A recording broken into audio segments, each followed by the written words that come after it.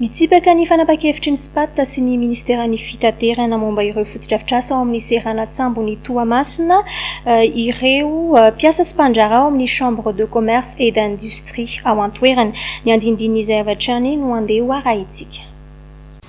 Toerny Chambre de commerce et d'industrie ao Toamasina na CCIT marindrany ny fanesorana tsy ho fananany ireo fotodrafitrasa izay azy nandritry ny taona maro ao amin'ny Serana-tsambo ny Toamasina nambaran'ireo mpiasa sy mpandrara fa tsy eken'izy ireo izao teti-dratsy avy amin'ny SPAT sy ny ministera ny fitanterana izao. Izay mpiasa rehetra ato amin'ny Chambre de commerce et d'industrie eto Toamasina. Ny mpandrara rehetra sy olom-bofidy mpikambana ato amin'ny Chambre de commerce et d'industrie eto Toamasina dia manao izao fanambarana manaraka izao. Voalohany, ny magasin dépôt hangar DH1, DH2, DH3, DH4 sy ny hangar parapluie ary ny terre-plein ao anatin'ny zone 2 Port Toamasina dia fananany Chambre de commerce eto Toamasina. Izany dia pourfoin'ny journal officiel tamin'ny 20 févroary 1955. Volan'ny Chambre de commerce eto Toamasina madiodio ny nanaovana an'ireo fotodrafitrasa ireo nanomboka ny taona 1948. Ny arrêté interministériel numéro 5173/2009-MC/MT tamin'ny 17 Jolay 2024 dia manamafy ny famerenana ireo fananan'ny CCIAA rehetra ireo ho an'ny CCI na ny Chambre de commerce et d'industrie ankehitriny. Ka dia mijanona ho fananany Chambre de commerce eto Toamasina ireo fotodrafitrasa rehetra ireo. Noho izany, manoloana ny fikasan-dratsy ataon'ny SPAT, izay miretsi-kombakomba amin'ny ministera ny fitaterana amin'ny fakanan-keriny ny tanin'ny Chambre de commerce eto Toamasina sy ny fananany izay efa azy hatramin'ny taona 1948 dia toerina imarin-drano izany fihetsika fakanampitaka sy fanongotana ny Chambre de commerce eto Toamasina ao amin'ny taniny ao anatin'ny port izany.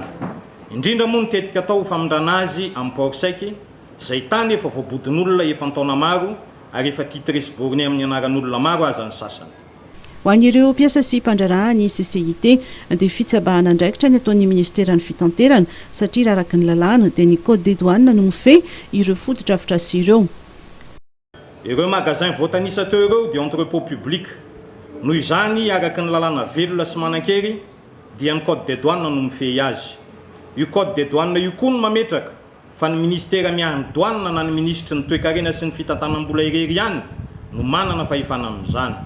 Koa lazainay fa tsy fanarahan-dalàna ny fitsaban'ny ministera ny fitaterana amin'ny fikitikitihana ireo entrepôt public io sy ny fikasana famindranan'ny toerana misy ny entrepôt public izay fahefana manokany ny ministry ny toe-karena araky ny andininy fa 270 ao amin'ny code des douanes.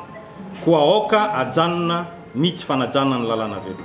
Midika famonoana ny CCIT ny fikasana aky ireo fotodrafitrasany ao anatin'ny Serana-tsambo ny Toamasina ho iatrany ny CCIT. Io entrepôt public io ny fidiram-bola ho an'ny Chambre de commerce eto Toamasina ka ahafahany mahazo produit de vente aux enchères sy frais de magasinage. Koa amin'ny fanesorana tsy eo an-tanany io entrepôt public io dia famonoana mivantana ny Chambre de commerce eto Toamasina ka dia toerina eto ny finiavan'ny SPAT amin'ny fakanan-keriny ny taninay sy ny magasin izay volanay madiodio no nanao azy.